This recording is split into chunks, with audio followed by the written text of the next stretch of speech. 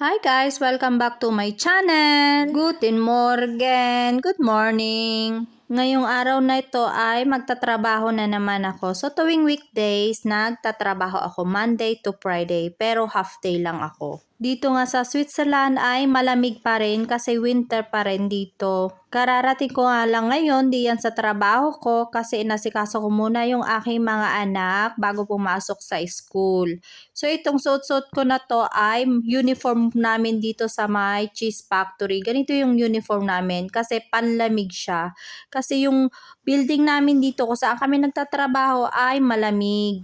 Kasi ang mga produkto dito ay mga cheese dito sa pinagtatrabahuhan ko. So, iba-ibang cheese. Kaya dapat malamig yung temperature kung saan kami nagtatrabaho para hindi masira ang cheese. Ang ginagawa ko diyan pagkabihis ay pumupunta ako dun sa listahan. So, nililista ko na yung oras ng simula ko ng trabaho at oras ng tapos ko ng trabaho. Inililista ko na diyan yung tapos ng trabaho ko kasi alam ko kung anong oras ang tapos ng trabaho ko. Kung hindi ko man matapos yung trabahong binigay sa akin ngayon, pwede ko siyang iwanan or kaya iba yung gagawa, iba yung magtutuloy ng trabaho ko. Kasi dito nga sa trabaho ko ay pwede kong sabihin kung kailan ako mag-uumpisa ng trabaho at kung kailan naman gusto kong umuwi or kung kailan ko gustong matapos ng trabaho. So napaka-flexible din talaga nila dito. Kaya nga gustong-gusto kong magtrabaho dito.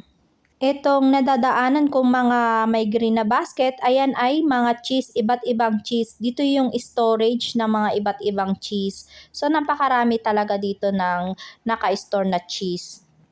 Dito sa trabaho ko, araw-araw iba't iba yung nakatoka sa aming trabaho. So, ngayong araw na to, nakatoka ako sa pag-e-etiquette ng mga cheese. May mga kasamahan na ako kanina pang nag-umpisa magtrabaho. So, sa kanila ko nilang tinatanong kung ano pa yung maitutulong ko. Kanina sa labas, may nakita ako doon mga cheese na kailangan timbangin. So, ang sabi ko sa mga kasamahan ko ay ako na ang gagawa. Ako na ang magtitimbang at mag-e-etiquette ng cheese na yon.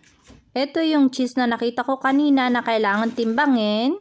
Tapos, sa ilalim niya, lalagyan ng etiquette. At sa ibabaw naman yan ay yung pangalan niya. Yan yung sticker na ilalagay ko. So, dalawa yung ilalagay ko. Yung sa ibabaw at saka sa ilalim na etiquette. Madali lang naman itong trabahong ito.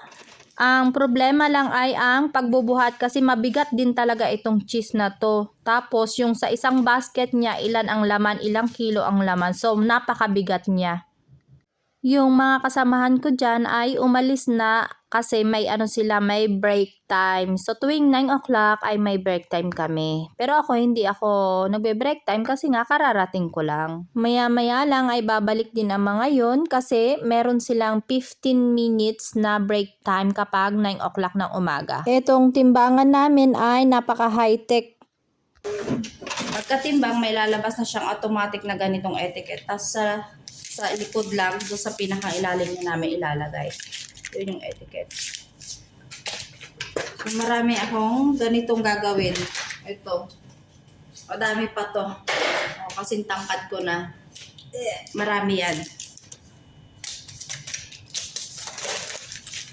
At mabigat siya. Mabigat itong cheese. Halos, 1 kilo at 100 grams yung ganitong cheese. Francine de Runde, tawag namin. Ayan. Dito lang muna yung trabaho ko ngayon. At pagkatapos mamaya tutulungan ko yung mga kasamahan ko sa iba pang naming i-etiquette. So, buhatin pa baba. Iyan, mabigat siya.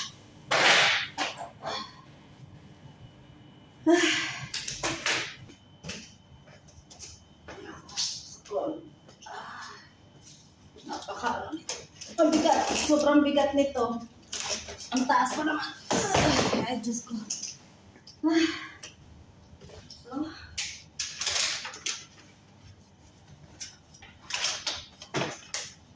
lagyan ko muna ng mga ganitong pangalan niya sa ibabaw. Kaya minsan sumasakit talaga yung likod ko dito eh.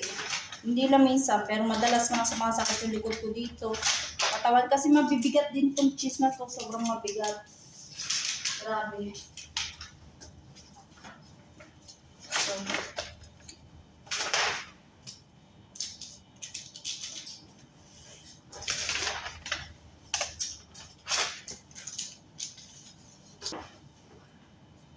So, kailangan mabilis ang kilos. So, ito yung isa sa mga cheese na ini-etiquette namin dito. Timbang lang ako ng timbang dyan hanggang matapos yung mga cheese na lalagyan ko ng etiquette. So guys, dito ko natatapusin ang aking vlog kasi yung mga kasamahan ko ay darating na rin maya-maya. May mga ayaw kasi na magpakuha ng mga video. Yung ibang mga kasamahan ko ayaw nila ng camera. So, syempre, respeto lang, di ba? So guys, thank you for watching. Please like and subscribe. Bye! Tschüss! Schönen Tag!